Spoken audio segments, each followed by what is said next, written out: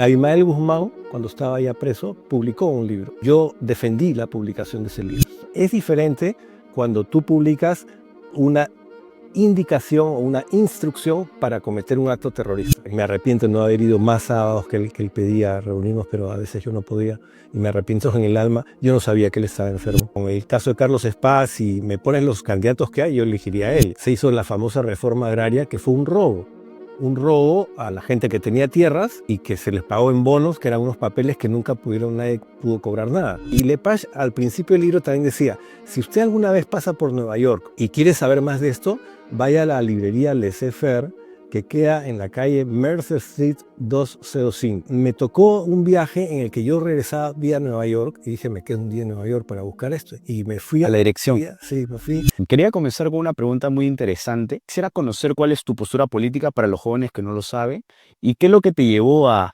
tener esas ideas. Bueno, mi posición política es la de liberal clásico.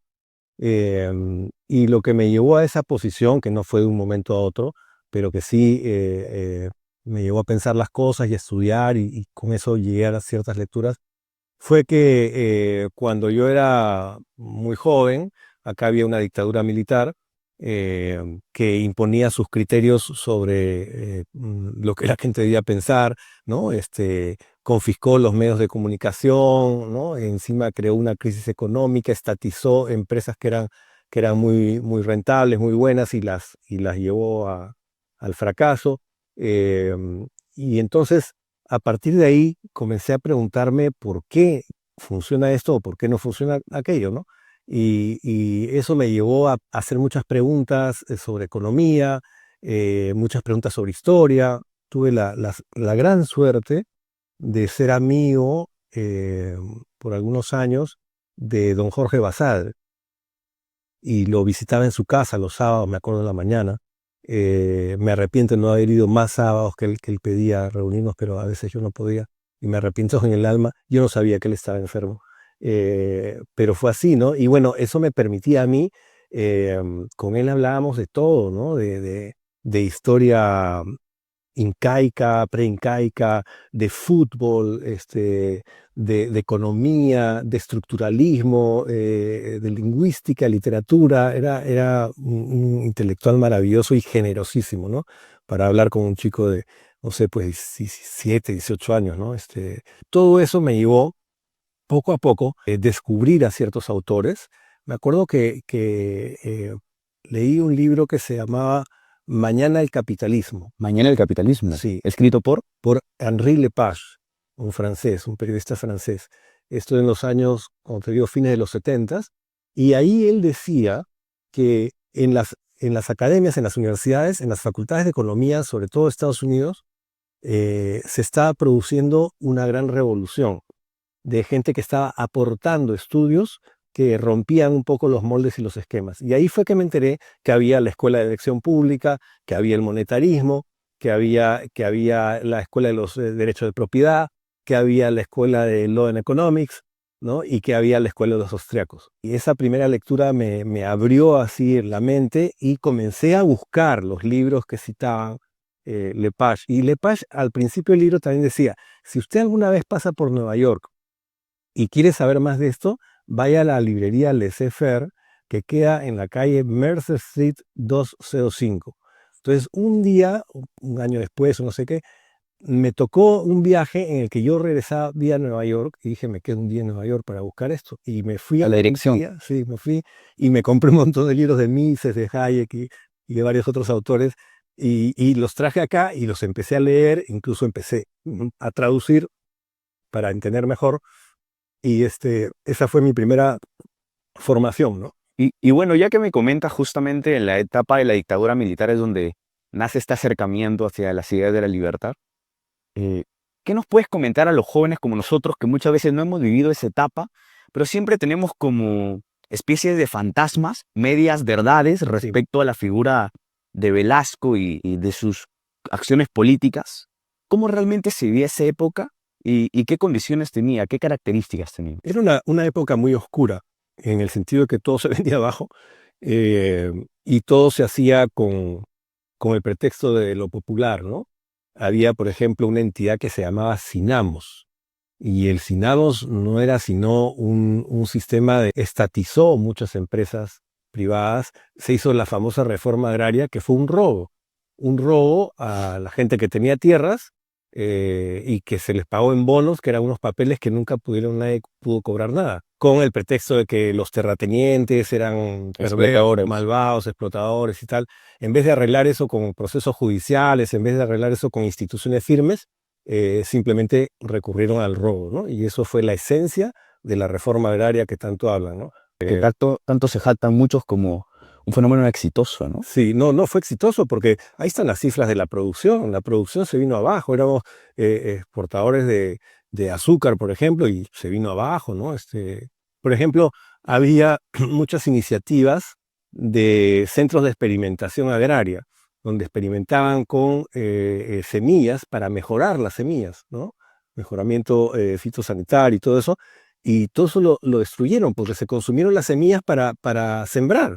Se entregó esas tierras a cooperativas y así, y lo primero que hacían era comprarse camionetas y cosas en vez de invertir en la tierra, ¿no? Y por eso se descapitalizó el agro. Como liberales, hace poco tuvimos la gran noticia de que un ex cabecilla terrorista, Víctor Porday Campos, había publicado su libro.